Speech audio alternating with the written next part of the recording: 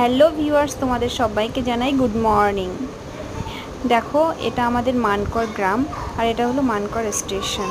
তো তোমরা অনেকেই জানো যে মিঠি বেশ কিছুদিন ধরে মামার বাড়িতে ছিল। তো আজকে আমরা বাড়ি চলে আসলাম। এসে আমাদের ট্রেন থেকে আমরা নামলাম, দেখো ট্রেনটাও যাচ্ছে। তো ট্রেন থেকে নামতেই আমাদের বাপিকে ফোন করেছিলাম, বাপি চলে আসলো বাইক নিয়ে। তো ওই পাশে দাঁড়িয়েছিল, তো বাপিকে দেখে মিঠি ছুটতে চলে গেছে, গিয়ে ছুটে কোলে উঠে পড়েছে। কারণ কি বলো তো, অনেকদিন দেখেনি, যত ভিডিও কলে দেখুক না কেন, তো সামনাসামনি তো দেখেনি বেশ কিছুদিন ধরে, ছুটে চলে গেছে কোলে ওঠার জন্য।